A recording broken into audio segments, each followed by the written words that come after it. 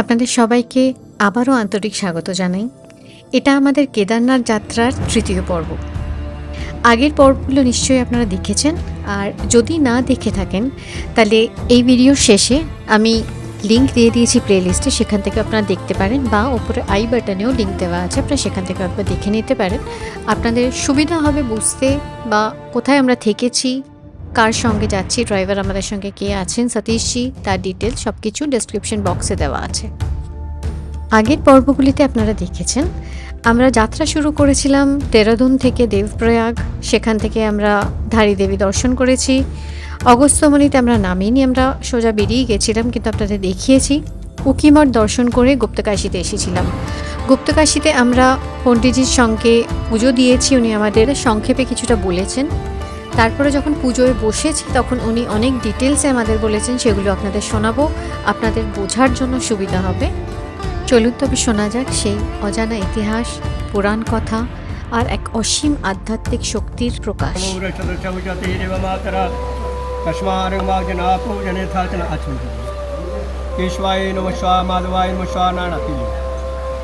अचिंता नाम गोविंद नाम उच्चारण में नश्यंते हाथ नश्यंते सकलारोग्यम सत्यम सत्य बदाम यहाँ हस्तों पादों प्रक्षालिता। बगल में है अर्धनारीश्वर का मंदिर, वो छोटा वाला अर्धनारीश्वर। ये मंदिर है आज से 5120 साल पुराना मंदिर है। ये जब कौरव और पांडवों का महाभारत का युद्ध हुआ था, तो महाभारत के युद्ध में पांडवों ने जो है अपने गुरु द्रोणाचार्य को मारा, अपने भाइयों को मारा, हजारों हाथी घोड़े मारे। तो पांडवों पर गोहत्या ब्रह्मत्या का दोष लग गया था। दोष क्या लगा कि पांडवों को जो है कुछ रोग हो गया था, उनके बाल बच्चे सदा दुखी हो गए थे। तब वो है राजा युधिष्ठिर जो है ब्रह्मर्षि वेदव्यास के पास गई कि हमारे पूरे परिवार में कुछ रोग फैल गया, हमारे बाल बच्चे दुखी हैं, इसका क्या कारण है, ये क्यों हुआ और इसका क्या उपाय करना है। तो व्यास जी ने कहा कि आपने कुरुक्षेत्र के युद्ध में जो गुरु हत्या किया है, वही गुरु हत्या आपको पाप लगा हुआ है। इसका मात्र एक ही उपाय है कि देवादेव महादेव भोलेनाथ उनकी शरण में जाओ, उनकी पूजा अर्चना करो, उनको मनाओ, वही आपके सारे पाप कष्ट जो है दूर करेंगे। तब जो है कि भगवान भोलेनाथ कहाँ रहते हैं, कि भगवान भोलेनाथ का मीन घर का है काशी बनारस में। व्यास जी ने कहा बनारस में जाओ, वहाँ पे भगवान भोलेनाथ हैं, उनकी पूजा अर्चना करो। तब पांडव जो है अपना राजपाट छोड़ करके जो है बनारस में जाते हैं, भगवान की धूम में, भगवान की शरण में जाते हैं। तो भगवान अंतर्यामी है, भगवान उनको दर्शन देना नहीं चाहते थे, तो नहीं देना चाहते, उन्होंने गुरु हत्या किया था। गुरु ब्रह्मा गुरु विष्णु गुरुदेवो महेश्वर गुरु साक्षात परब्रह्मा तस्मै श्री गुरुवे नमः। गुरु का स्थान बड़ा है भगवान के स्थान, भगवान से जो है, इसलिए भगवान पांडव के नाराज हो गए। तो भगवान ने यहाँ बनारस में उनको दर्शन नहीं दिया। भगवान वहाँ से उठ करके इधर हिमालय में आ गए। ये पूरा हिमालय क्षेत्र में पड़ता है। ये हिमालय क्या है, माता पार्वती का मायका है। हिमालय की कन्या, हिमालय की कन्या है माता पार्वती। तो माता भोलेनाथ का क्या हो गया, ये ससुराल हो गया। तो भगवान भोलेनाथ अपने घर से बनारस से उठ करके अपने ससुराल में आगे यहाँ पे छिप गए, और ये जगह बढ़िया लगा तो भगवान यहाँ पे अपने ध्यान में बैठ गए। ध्यान में बैठ के भगवान अंतर्यामी है। वो पांडव जब बनारस में दर्शन नहीं मिला तो वो भी भगवान को ढूंढते ढूंढते जो है यहाँ पहुँच गए। भगवान समझ गए पांडव यहाँ आने वाले हैं, तो जैसे ही पांडव यहाँ पे आए, यहाँ पे भगवान जो है गुप्त हो गए, अंतर्धान हो गए। यहाँ पर भी उनको दर्शन नहीं दिया भगवान। जब गुप्त हो गए पांडव यहाँ पे आए, उन्होंने देखा माता पार्वती साक्षात है। माता तो सेवा में लगी थी, भगवान अंतर्धान हो गए थे। तो पांडव ने माता जी का दर्शन पाया और माता जी से प्रार्थना की कि आप, हम तो समझ गए कि आप यहाँ आए तो भगवान भी यही होंगे, हमको जो है आप भगवान का दर्शन करा दो, और हम अपने पापों का निवारण करने के लिए आए हैं। तब माता ने कहा कि आपने कुरुक्षेत्र युद्ध में जो गुरु हत्या किया है, इस कारण भगवान आप पे नाराज है, इसलिए जो है आप ऐसा करो, भगवान की तपस्या करो, यहाँ पे उनकी आराधना करो। अगर वो आपकी तपस्या से प्रसन्न हो जाते हैं तो आपको दर्शन दे देंगे। तब जो है पांडवों ने इसी स्थान में बैठ करके जो है कई हजारों वर्ष तक जो है भगवान की यहाँ पे तपस्या किया। कई हजारों वर्ष बीत गए पर भगवान प्रसन्न नहीं हुए। माता ने देखा ये पांडव भूख प्यासे तड़प रहे हैं, तो माता पार्वती की कृपा से जो है ये गंगा और यमुना दो धारा यहाँ पे उत्पन्न हुई। इधर वाली गंगा है, इधर वाली यमुना धारा है। एक गंगोत्री से आती है, एक यमुनोत्री से आती है धारा है। और पांडवों को फिर राहत मिल गया, और उन्होंने यही पानी पिया और निरंतर भगवान की भक्ति करते रहे। भक्ति करते करते जब 5000 साल बीत गए, फिर भी भगवान प्रसन्न नहीं हुए। तब स्वयं माता पार्वती भगवान भोलेनाथ के पास गई कि भगवान बोले आप तो दया निदान कृपा निदान जगत का भी कल्याण करने वाले हैं, आप इनको दर्शन दे दो और इनको पाप से जो है मुक्त कर दो। तब जो है भगवान ने पार्वती से कहा, पार्वती इन्होंने तो गुरु हत्या का पाप किया है, भाई की हत्या किया है, मैं कैसे इनको दर्शन दे दूँ। एकदम दुनिया में ऐसा ही सब लोग करेंगे, भाई भाई को मारेगा, पुत्र पिता को मारेगा, सब मेरे पास आएंगे कि हमको क्षमा कर दो, हमसे गलती होगी। तो पार्वती आप जो है इनकी सिफारिश मत करो। भगवान ने कहा कि आप इनकी सिफारिश, पर क्या है भगवान पार्वती कहाँ मानने वाली हो।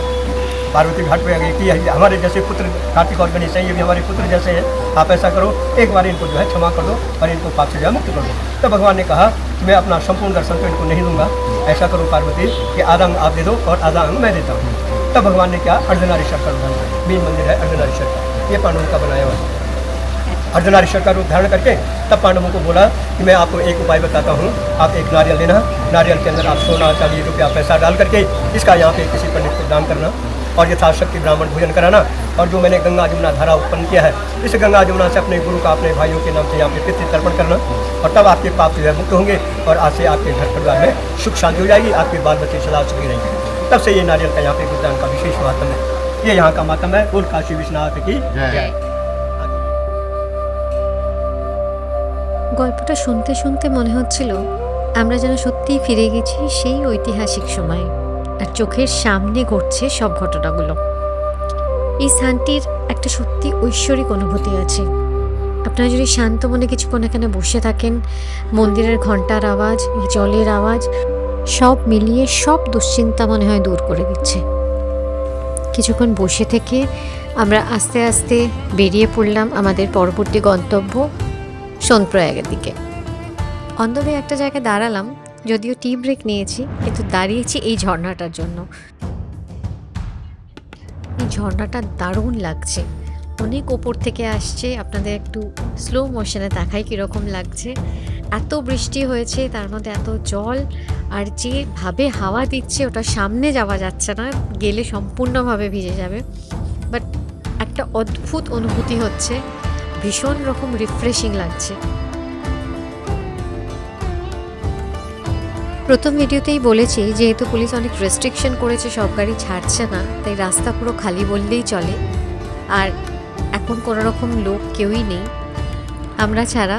গাড়ি থেকে সতীশজিও নেমে এলে, উনিও আর লোভ সামলাতে পারলেন না এটার ভিডিও তোলার জন্য। চা খেতে খেতে একটা ছোট্ট বন্ধুর সঙ্গে দেখা হলো, যে নিজের মতো খেলে যাচ্ছিল, কিন্তু সামনে যেই গেলাম উনি পালিয়ে গেল। পুরো রাস্তাটায় আমরা প্রচুর ঝর্ণা দেখেছি, অনেকবার দাঁড়িয়েছি মাঝে, যদিও সেটার জন্য অনেক বেশি সময় লেগে গেছে যা আমাদের লাগার কথা, কিন্তু দারুণ লাগলো পুরো রাস্তাটায়।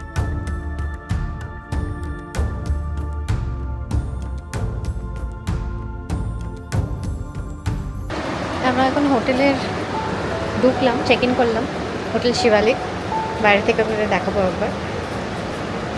শুনলাম হোটেল থেকে যে যাত্রা শুরু হয়েছে, দেখা যাক, আমরা বেরোবো। বেরিয়ে আমরা এখন ত্রিয়োগী নারায়ণ মন্দির দর্শনের জন্য যাব। ওয়েদার অনেকটাই আলাদা, এখানে বৃষ্টি হচ্ছে।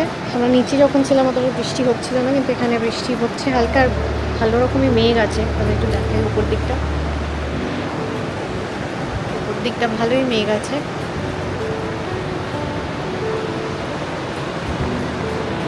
দেখা যাক, দর্শন করে আসি, আশা করি আমরা যেতে পারবো। আপনারা সবাই থাকুন সঙ্গে।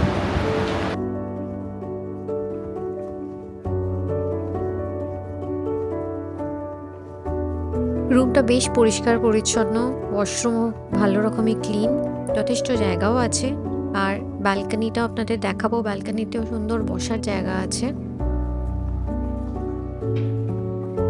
কেটেল রাখা আছে, আপনারা চা করে খেতে চাইলে চা করে নিতে পারেন।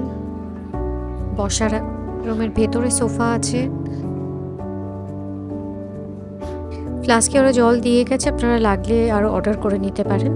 আর এই সাইডে পুরো জানলাটাই গ্লাসের, আপনারা ভেতর থেকে বসেও বাইরেটা দেখতে পারেন। আর প্রত্যেকটা জায়গাতে জালি লাগানো আছে, খুব সম্ভবত এখানে মশা আছে সেই জন্যই। এখানে আশেপাশে অনেকগুলো হোটেল আছে, আমি বুক করেছি booking.com থেকে। আপনারা দেখে নিতে পারেন অন্য হোটেলও, যেগুলো বাজেট ফ্রেন্ডলি হবে সেরকম হোটেলও আপনারা দেখে নিয়ে আসতে পারেন। আমরা বেরিয়ে পড়লাম ত্রিয়োগী নারায়ণ দর্শনের জন্য। সোনপ্রয়াগ থেকে যেই রাস্তাটা গৌরীকুণ্ডের দিকে যে গেছে, তার ঠিক লেফটে একটা রাস্তা উপর দিকে পাহাড়ে উঠে গেছে, ওই রাস্তাটাই গেছে ত্রিয়োগী নারায়ণের। কিন্তু রাস্তাটার অবস্থা খুবই খারাপ, এখানে অনেকগুলো গাড়ি দাঁড়িয়ে আছে। আপনাদের রাস্তার অবস্থা আপনারা দেখতে পাচ্ছেন, পুরো মাটি, গাড়ি এখন আটকে যাচ্ছে। আমাদের খুব আস্তে আস্তে যাচ্ছে, কারণ চাকাও স্কিড করছে মাঝখানে। এই প্রত্যেকটা রাস্তায় উপর থেকে ধস নেমেছে এবং যেগুলো সরানো হয়েছে। সামনেটায় দেখায় আপনাদের, এটা হচ্ছে পুরো ধস নেমে আছে, এখন পরিষ্কার করছে। কইটুকু রাস্তা বাকি আছে, দেখুন কীরকম অবস্থা এখানকার। যারা উপরের দিকে থাকে তাদের আসা যাওয়ার যে কী অবস্থা হয়ে আছে এখন।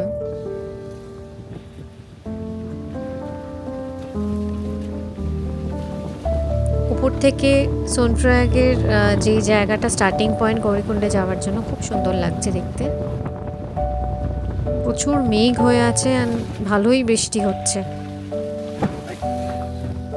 এখানটা একটু দেখাই, এই রাস্তাটা পুরোটাই ভাঙা এবং ভীষণ রিস্ক নিয়ে আমরা যাচ্ছি এখানটাতে। পুরো রাস্তাটা ভেঙে গেছে। এখানে একটা গাড়ি আমাদের আগে যাচ্ছিল, গাড়িটা ওখানে দাঁড়িয়ে গেল এবং ওরা হেঁটে গেছে, ওরা গাড়িতে রিস্ক নেওয়ার সাহস করেনি। আর আমিও বলবো যদি এরকম অবস্থা থাকে আপনারা ড্রাইভ করে আসবেন না, এটা বেটার হয়, কারণ লোকাল ড্রাইভাররা এক্সপার্ট এরকম রাস্তাতে চালানোর জন্য। আর এই জায়গাটা ভীষণ রকম বেশি রিস্কি হয়ে আছে, কারণ পুরোটা ভাঙা দেখতে পাচ্ছেন আর জলের ফ্লো ওপর থেকে ভীষণ বেশি আসছে।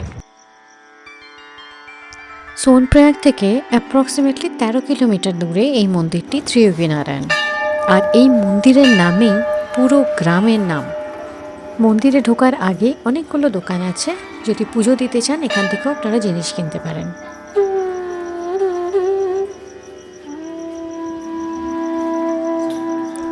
এই মন্দিরের একটা বিশেষত্ব আছে, সেটা হলো এখানে অখণ্ড জ্যোতি জ্বলছে আর বলা হয় এটি নাকি 3 যুগ ধরে একইভাবে জ্বলছে, যার থেকেই এই মন্দিরের নাম হয়েছে ত্রিয়োগী নারায়ণ। আর এই অগ্নির সামনেই বলা হয় শিব এবং পার্বতী বিবাহ সম্পন্ন হয়েছিল। এখন এই জায়গাটি ডেস্টিনেশন ওয়েডিংয়ের জন্য খুব পপুলার। অনেক কাপলরা এখানে আসেন, যারা এখানেই তাদের বিবাহ সম্পন্ন করেন। যা যা রিচুয়ালস আছে এখানেই করেন, এর জন্য আলাদা জায়গাও আছে, আপনাদের দেখাবো সেটা। মন্দিরের ঠিক সামনের যে কুণ্ডটি সেটা হচ্ছে ব্রহ্মাকুণ্ড, কিন্তু যদিও অনেকে অনেক কিছু ফেলে গেছেন, খুব একটা পরিষ্কার নয় কুণ্ডটা। তার ঠিক ডান দিকেই আছে বিষ্ণুকুণ্ড। বলা হয় মহাদেব আর পার্বতীর বিবাহের সম্পূর্ণ ব্যবস্থা বিষ্ণুদেব করেছিলেন, আর উনি পার্বতী মাতার ভাই হিসেবে উপস্থিত ছিলেন। মন্দিরের ঠিক বাঁ দিক দিয়ে একটু ওপরে উঠলেই একটা বোর্ড আছে, যেখানে মন্দিরটির সম্পূর্ণ হিস্ট্রি লেখা আছে আর তার ডিটেলস, কত হাইট বা কী সব ডিটেলসগুলো এখানে লেখা আছে। আপনারা চাইলে পজ করেও দেখতে পারেন।